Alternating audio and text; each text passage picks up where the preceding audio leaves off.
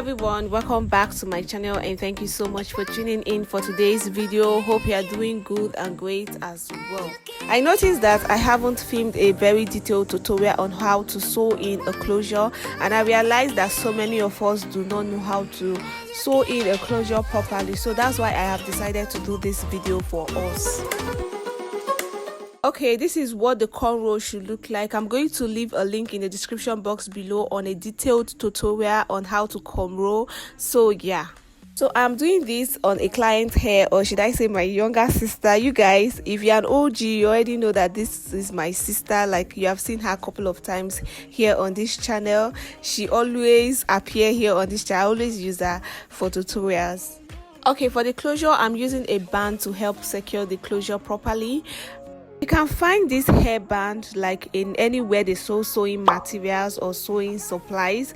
You can also find it on AliExpress. I actually do have a detailed video tutorial on how to shop on AliExpress. I'm also going to leave the link in the description box below.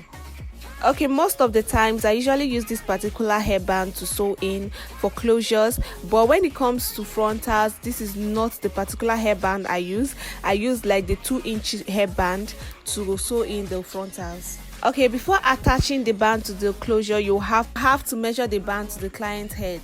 Okay, one of the reasons of attaching the band to the closure first before installation is for easy placing and installation of the closure, and also by doing so you will not need to actually use a glue to lay down the closure. By placing the closure before sewing it in, you make sure that you align the closure properly so that you don't get to make any mistakes.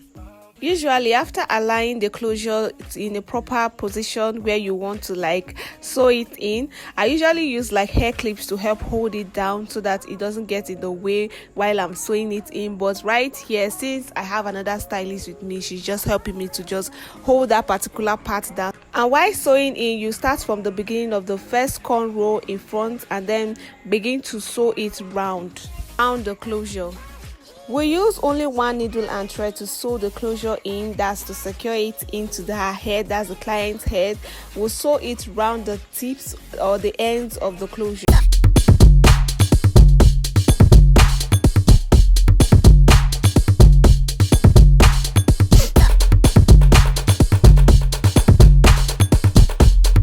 Make sure you actually place it very well before sewing it in, and after sewing it in, you do not need to do any extra step.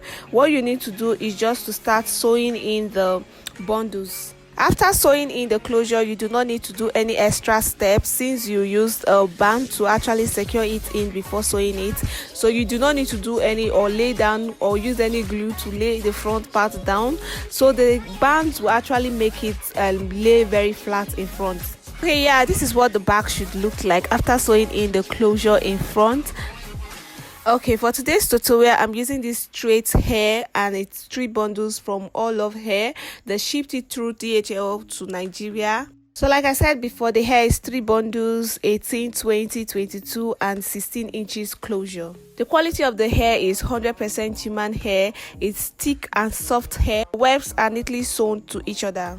So true to length, it does not have any tiny ends. Okay, all the information of this hair will be in the description box below in case if you are interested. The hair is very sleeky, it's soft and it feels so natural. Like I said before, it's 100% human hair. So yep. Okay, for this process of sewing closure, I'm not using any glue to achieve this. I'm only sewing in both the closure and the bundles. So you can also leave a comment in the comment section below if you actually want a detailed video on how to sew in. I also use a glue to like lay the front or the closure so that I will be able to film one for you guys. Okay, to start sewing in the bundles, I'm starting from the very end of the cornrow, that's the very end of the cornrows, to start sewing it in, which is like under the braid, so that when she flips the hair up, it will have a very smooth look. If you notice, the remaining part of the hairband at the back is on top of the cornrow, not underneath the cornrow at the back, so that it doesn't injure the client's head at the back. Okay, for the first 2 lines at the back, I'm actually sewing in single webs because I do not want the back to be too full. Okay, after sewing in the first and the second line, for the third line at the back of her head, you have to take that line straight up, that's the weft, straight up to the very first cornrow in front before flipping it over to make it the fourth line. And remember that this is human hair. For you to be able to successfully flip the hair over when you get to the end of the particular line, you have to push the needle from the top to the bottom and then drag it upwards.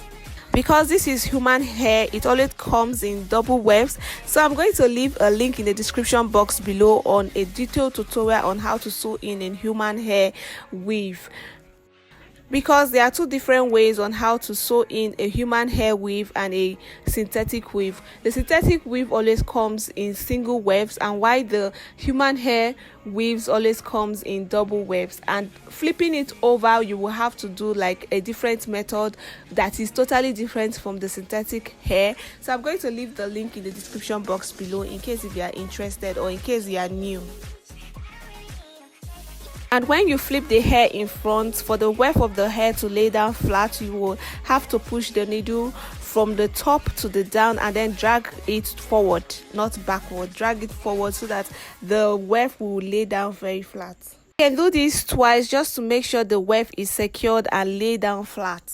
We'll just continue sewing in a U shape and doing the turnover method since it's the middle part. Okay, for the middle part of her head, instead of sewing in single wefts, I decided to double the weft so that I can be able to like sew in all the 3 bundles to her head or on her head. We'll continue sewing in a U shape and doing the turnover method until I get very close to the closure in front.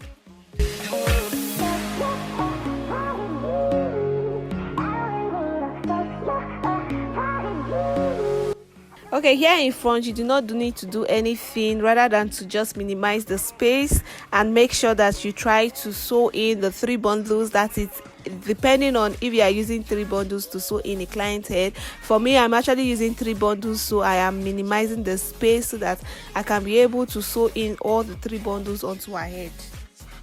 When you get very close to the closure, like very close to the closure, what you need to do is to sew in the weft of the bundle together with the tip or the ends of the closure so that it will be seamless.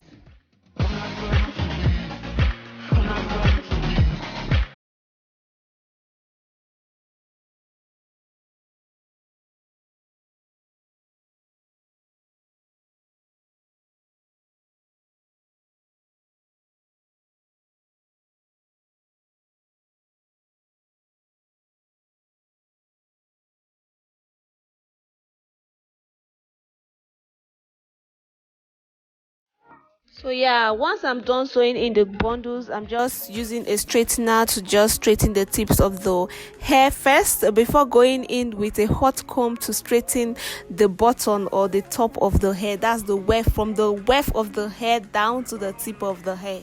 So I'm straightening both the top and the tip of the hair, making sure that both sides of the head are laid down flat.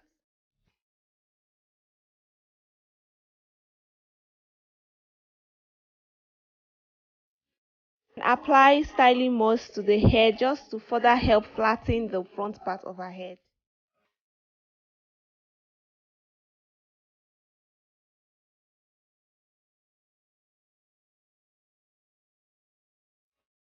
Now I'm just applying a powder to the front part, that's the pattern in front, which is a center pattern, so that it will look natural in front, and then use my hands to just smoothen it.